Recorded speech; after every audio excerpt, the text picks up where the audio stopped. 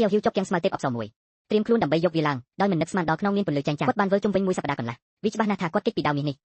សូមក្រឡេកមើលឲ្យកាន់តែចិត្តវាជាការពិតរបស់បងស្រីទី4បងប្រុសម្រងតាមពិតគាត់ដាក់ដៅនៅខាងក្រោយគាត់ដឹងពីអ្វីដែលកំពុងកើតឡើងភ្លាមវាបានប្រែក្លាយទៅជាការលេងបែបបុរាណនៅក្នុងខាងមុខនេះ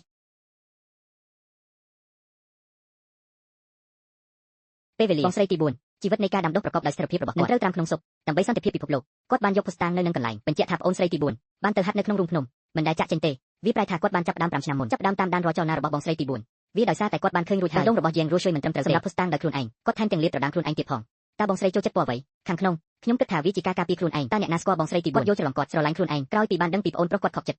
ទីបំផុតបានឱកាសហើយខ្ញុំចង់សម្រាប់ភ្លើងតូចនៅតែអាចយកកំណត់គ្រាន់តែនៅក្នុងបងប្រុសម្រងគិតថាជ័យជំនះគឺនៅក្នុងដៃភ្លើងតូចបានផ្ទុះឡើងដង្ហើមខ្លាំងនៃដំណាក់កាលចុងក្រោយសម្រាប់ភ្លាមវាប្រែថាភ្លើងតិចតួចបានលាក់ខ្លួនគាត់បានដាក់កាត់បាត់របស់បងប្រុសម្រងរួចហើយសូម្បីតែពណ៌នៃខោត្រណប់ក៏ច្បាស់ដែរ